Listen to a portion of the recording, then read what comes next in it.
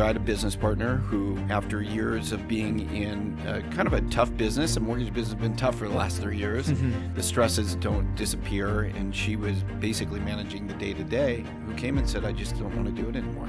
Inevitably, things always come out better at the other end, but it's just a tough road to get there. That's what I kind of put my faith in. Mm-hmm. And so for anybody else that's out there that has gone through or will be going through something similar, I'd love to hear, when we publish this, what their comments are on it. Maybe some advice for somebody that's going through, that one thing right now. Like, how do you get through kind of right now in this present moment?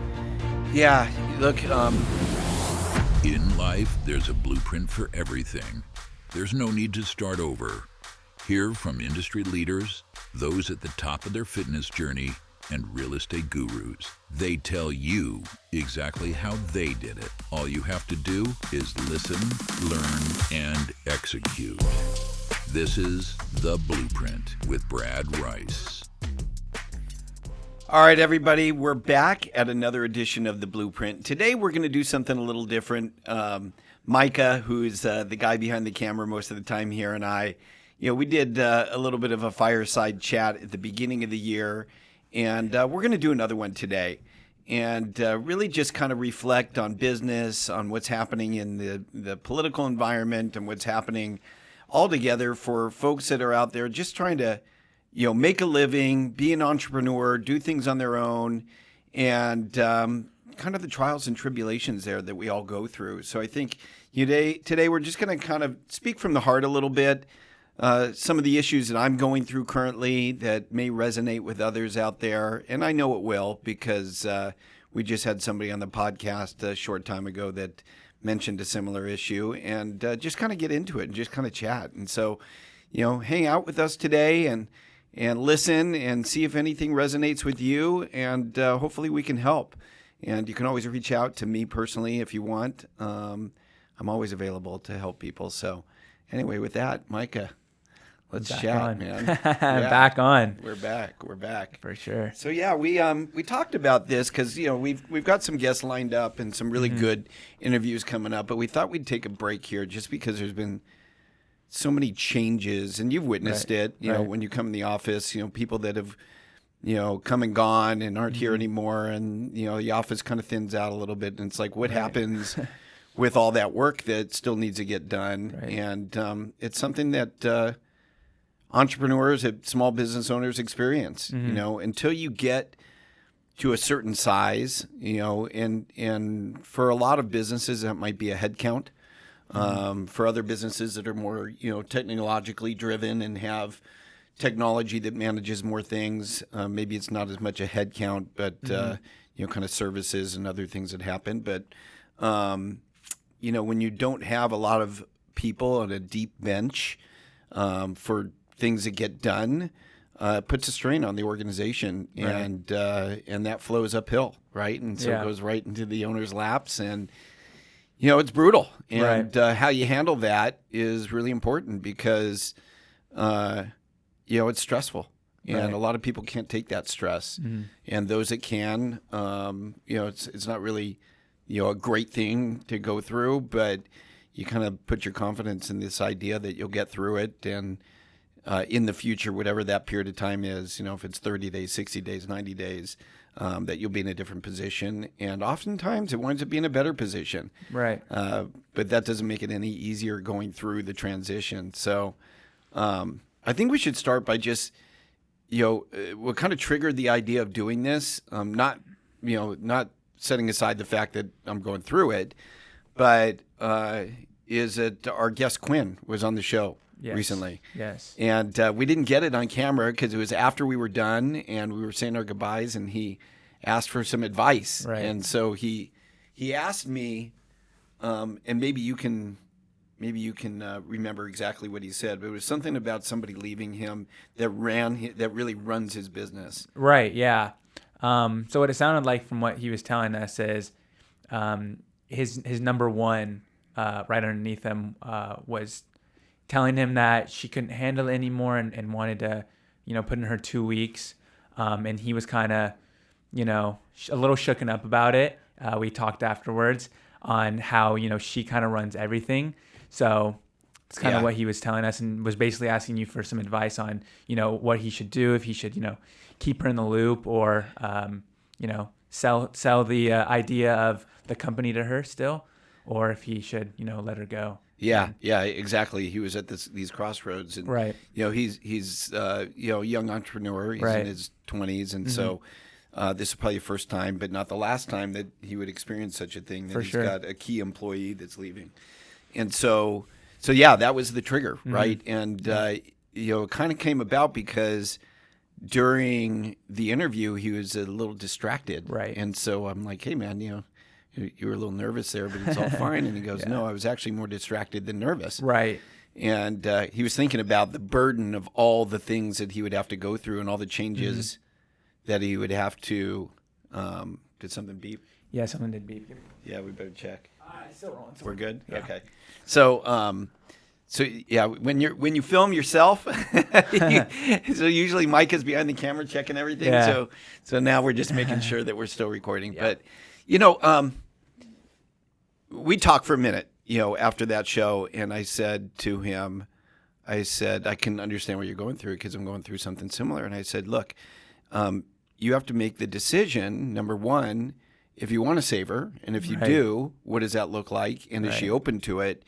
And then number two, how can you create continuity so that you don't disrupt the business, because you don't want your customers to feel that internal pain. Right. And so anyway, after we talked it out for a while, he was pretty convinced that he didn't want to save the relationship. He thought that it had been, beat up through this process, Right. and that he could, take the time to kind of piece together the work that she was doing and take back accounts and logins and all these things. And I said, gosh, I understand what you're going through. So, I've kind of been in that myself lately. And so, I had a business partner who, after years of being in kind of a tough business, a mortgage business has been tough for the last 3 years. It hasn't been an easy thing, and it takes its toll. The stresses don't disappear. And she was basically managing the day-to-day, who came and said, I just don't want to do it anymore. The stress is too much, and Yeah. I want to do something different, something new. And so, looking at that, I mean, I didn't build the insulation behind it, because it really was, putting the faith, my full trust and faith, Right. that she was going to be there for the long haul. That was my exit plan if we didn't sell the company. And now, there's a wrench in that. Right. And so there's the short term, which is, I got to figure everything out. I got to get access to all these accounts. I got to, change, the folks that we work with. And Yeah. I'm the main contact. And rest assure the team that things are going to still keep going. And, even though she played a big and pivotal role in the company, that, we're going to find others to fill in those blanks. Right. Interview, look for other people. Yeah. Find the right culture fit. And then just get the team on board with that. And not everybody will make it through, and I get that. Yeah. Some, will exit, and others will hang out and help improve things and make it better for everybody. Right. And I've just got to do a more kind of intricate job in working with everybody individually and as a group. And just knowing that in 60 or 90 days, I'll be at the other end of this thing, and it'll, inevitably things always come out better at the other end, Right. but it's just a tough road to get there. That's what I kind of put my faith in. But it's a lot of work. And so for anybody else that's out there that has gone through or will be going through something similar, I'd love to hear, when we publish this, what their comments are on it, what they did to help them get through and what changes they made. And, maybe those nights where they stayed up and thought, maybe it's not worth it. Maybe I'll just hang it up. Yeah. Maybe I'll do something different. Yeah. Versus, hey, I can get through this and still reach and attain my goals. It's just a lot different today than it used to be. Yeah, for sure. As someone who's, maybe going through that exact same thing, and you say, in 60 to 90 days, hopefully it'll be completely different. But maybe some advice for somebody that's going through, that one thing right now. Like, how do you get through kind of right now in this present moment? Yeah, look, I'm not invincible, like I'm human. Right. But I try every time my head goes to a place where it's like a defeated place, where it's like, I'm just so tired. I just don't want to do this. I try to refocus my energy on the future. Right. Like, okay, things that happen to you in life, whatever it is, and I'm not discounting like traumatic events, car accidents where you have major issues, or, other things that happen like that are physical issues, or diseases, kind of aside from that, because some of those things you can't control. But what you can control, or you can attempt to control, are your thoughts. Oh, for and sure. so your thoughts can do some serious damage. It can do damage to you mentally, it can do damage to you physically. Yeah. And if you find yourself getting into that spot, so like, if I find myself thinking in a way that's kind of negative and defeatist, Yeah. I try to immediately on the heels of that, figure out something I need to get done for the day that's positive, focus on that and channel my energy into it to then change my thinking into something that's more positive that then refocuses on the future. Yeah. And so like as we're sitting here today and we're having this conversation, I'm thinking to myself, well, this sucks that I have to have this conversation. Right. This sucks that, everybody, I'm kind of exposing myself to everybody and they're going to find out about this, but I'm just being real. Yeah. And at the same time, while we're doing this exercise, I'm thinking about, well, this will be a video that'll be posted. Right. And in 90 days, it's going to be a 90-day-old video, and the problems that I have today will be 90 days old then. Yeah. And so I kind of just refocus my energy, my thinking like that. Right. And it's not perfect, and I have to keep revisiting it. Yeah. But that's how I get through it.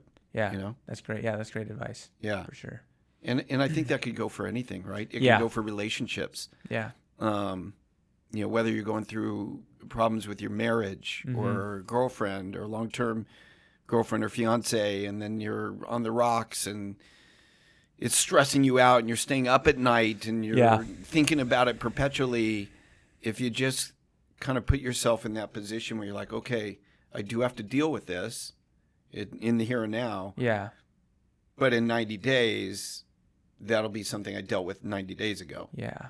And it's just something I've kind of learned over time in life, and that's how I handle it. Yeah. So yeah, that's great advice. Yeah, and it's not perfect though. I mean, but also talking to people helps. Yeah, for sure. Right. And talking it out. Like, this is challenging for me. I've got, my days are, kind of. I like to have my days scheduled the night before and know what I need to accomplish for the next day. And now I feel like I'm kind of static. Because I've got to deal with things that I didn't have on my agenda, that are fixing things, that are reconnecting accounts, that are conversations that I didn't plan on having, or even as little as like just dealing with business filings and licensing stuff and things like that I just was disconnected to for some time, and it feels like I'm working in the business instead of on the business. Right. And so that frustrates me because I want to keep moving forward, but I just got to get through this. And what will happen at the end of this, and this is not the first time I've experienced something similar. Right. What will typically happen at the end is, number one, you'll find out who your real trusted people were in your circle and who weren't. Right. And the people that disappear on you, those weren't the trusted people in your circle to begin with. Yeah. And the people that do stay with you and go through it, those are the people you need to do everything you can to help them out and to team up with them so you can help them to reach their goals too. Yeah. Because even though I'm going through this, it really truly doesn't matter to that other person. Right. Because they have their own issues they're going through. So just knowing that they're there to help me is going to make it that much more, it's going to make me that much more invested in helping them. Yeah, for sure. Yeah.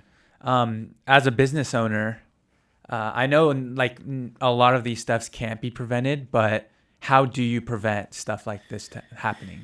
Yeah, look, for us, it's really market related. We weren't in a position where we were doing a vast amount of business, so we can afford Right. a deeper bench. But if your business is doing well and you can afford to replicate responsibilities Yeah. and cross-train people Gotcha. in different roles, that really does help. Yeah. So even if let's say you've got a team of 10 people and everybody's got something different they're doing, you've got to cross-train. You've got to bring 2 to 3 people deep in each role. So if somebody is out, they get injured. If something happens to their family, if they have to go on leave, let alone if they do leave for another job, Right. you got to be able to have other people jump in and have the business keep going. So it's just tougher for smaller businesses. Right. If you're the owner of a business, let's just say like. I don't know, you've got a small coffee shop or, a shake shop. Yeah. And it's you and you've got 2 employees, right? Right. And so you're working around the clock, you're working to the bone, and then one of those employees leaves. Yeah. And you're like, oh, man, I'm already working around the clock. I already can't keep up. Now, not only do I have to pick up the slack because it's my business. Right. But now I have to go and interview and go through all these things to find somebody else, and who knows if they'll stay and how long they'll stay. And it's not easy to be an entrepreneur and to be a business owner. Yeah, for sure. And so you can only do so much, but that's really the best thing you can do is whatever team you have is cross-trained so that everybody knows every position and be fully invested in them. And just care about where they are as people and care about where they are in their career. And if you help them to achieve their goals, they're going to be more committed to helping you. Yeah, for sure. Yeah. So anyway, that's just what I'm going through right now. And I just felt like I should share it just to help other people that are going through the same thing. Yeah, for sure. That's a lot of knowledge right there. Yeah. There's a lot to it. There's a lot that needs to be cleaned up now. And I'm going to be in that mode for a little while. Yeah.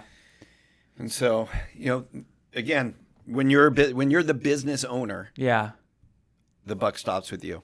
Right. And so, everything that happens from this point forward, there's no buffer. I don't have anybody in between anymore. Right. And so I've got to, get back to the point where I can start rebuilding. Yeah. And the goal will be to have, multiple people for each position. Right. As we regrow this thing. Yeah, and this is potentially what people overlook when, they want to, start a business or they want to be a business owner, right? Yeah. Because for a lot of the times, you think, oh, I'm the boss, like, that's that. But in reality, you're the one that's working probably the hardest, And the longest. right? Yeah. To start it. And even now, I mean, I don't know how many years you have been in business, but it seems like, years later, and this is where, you're at. But that's what happens, and that's it is what overlooked. happens. A lot of it you just can't control. It's been 30 years for me. And so, 30 years. And I've been in this position at least 3 times before. Yeah. At least 3, maybe more. And it'll probably happen again.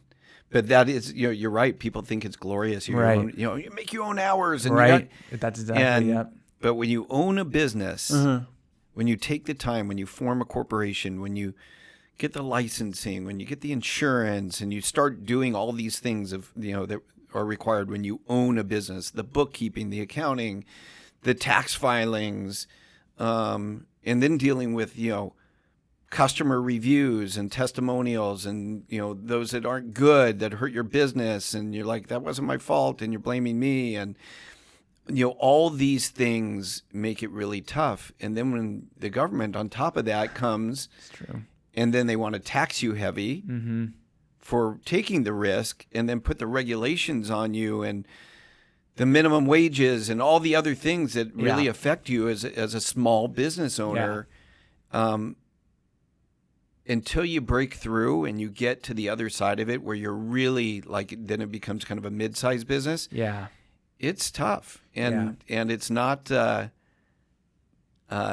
glamorous.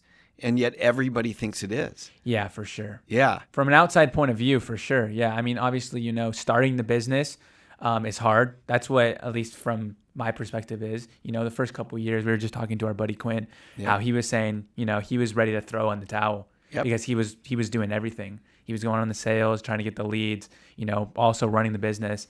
And until he, kind of branched out, things started getting better. But, still he's not, 50 employees yet. So, it's still running the day to day. So it still affects him. Yeah. Right. And that's really was the impetus behind talking about this, because, if somebody like him is experiencing this, this is going to resonate with a lot of people. Yeah. Like, we all go through the same experience. I think it might help to be involved in groups as well that, do something similar to what you're doing, so you can kind of have a relationship with people where there's support. People have gone through the same thing, and they can give you feedback, and that also can develop into something that becomes opportunity too. Yeah. So keeping it to yourself and taking on the stress and not sharing with anybody is not a great idea also. Right. All right. Yeah. What do you mean by groups? Are you a part of like any groups like that? Yeah, I am. I'm just small business groups and so forth. Yeah, where there's other business owners. Right. If you're open about it and you share with people, opportunities come. Yeah, for sure. And so don't try and take the burden on yourself and take all the stress and not share with anybody. Mm-hmm. It's not good for you, and you're also robbing yourself of potential opportunity. Right, yeah, and that's what Quinn was saying. If anybody's watching this, you should definitely go watch that previous podcast with Quinn. When he was ready to throw in the towel, some guys basically convinced him, like, dude, like, you're in Southern California, like basically pointed out all these positives that he could only see the negatives. Yeah. He had the tunnel vision for the negatives, when these people point out the positives and then helped him grow his business just because of that kind of shift in mindset. Yeah, that's right. So, people have big impact. I listened to a podcast yesterday with a business owner in my space, and which one was that? It was a podcast that Chris Johnstone has. Okay, cool. And it was a business owner in my space, and he went from 50 loan officers a year and a half ago to 1,600 loan officers in 1 year. Wow. And so I haven't finished listening to it yet, but I was like, gosh, those types of things are inspiring, and I'm not starting from zero. Right. We've got a great company that's built, and we've got great people, and we have 50 loan officers. I got to help them to do better. I got to help them to do more business. I got to help them to achieve their goals, at the same time putting the company in a position to really support them, making sure that the people that are here that are supporting them are happy, and that they are giving good service, and it can turn around very quickly. And so that's the other side of this, is staying positive, so that when that you're given the opportunity for it to turn around. Are we still good? Yep. All right, cool. So just if you pull the plug on it because of the challenges, you'll never know what you could have achieved. It's true. And there's a book called Think and Grow Rich, and one of the chapters in it is called 3 Feet from Gold. And what it refers to is there's a miner that mined this gold mine for years and years and years. And I'm going to just paraphrase because it's been a while since I read the book, but they mined this gold mine forever, and they never struck. They never found the vein. They would find a piece of gold here and there, but never found it. Yeah. Bought all this equipment to do the mining. Yeah. And finally just gave up. They were tired. They were done. They'd done it for a lot of years. And they sold everything to another person to mine the mine. And then that person struck the biggest gold vein they've ever found. Yeah. And it was 3 feet from where the guy stopped. Yeah. And so you got to think about, you could be 3 feet from gold. And if you give up and you put all the years and all the time and all the money and all the energy into it, you could be giving up something that you're 3 feet from. Yeah, so, for sure. It's a lesson. Yeah, for sure. That's a crazy lesson. So anyway, I'm glad we had this chance to talk today. I think we should do this more. Yeah, for sure. I had one more question for you. Oh, yeah, go. If you've been a fan of, any of our, content that we've made, we talk a lot about kind of the work-life balance. And just curious, like with this going on, are you still kind of focusing on balancing between that? Or is it like, this time of, your life and the season of your life is just, really focusing on kind of one thing, one aspect, because that's what needs the most attention right now? That's a very good question. Yeah, very good. I think that a lot of people would get trapped in this idea that they've got to give, 24-hour a day into a problem like this. Right. And I don't think throwing the time, the amount of time into it is the solution. Right. It's got to be pointed time. It's got to be time that you spend that's very focused on what's needed and really, really creating a hierarchy of needs. Yeah. Because it could be overwhelming with everything that needs to get done. But don't give up on life, and don't totally tear yourself apart from your family, Right. the support there, your other things. For example, if you have vacations already planned, don't cancel them. Right. It may be a little bit tougher for you to focus or enjoy, but just remember life is short. And I always think about Steve Jobs. He died at 56. I'm 56. Oh, wow. He died a billionaire. But if you listen to his words when he was on his deathbed, it was really all about, it's not about the money that you make and those achievements. Life is so much different than that. I mean, it really has meaning. Right. When you're on your deathbed and you've got all the money, you did all that, but you don't have your health. Yeah.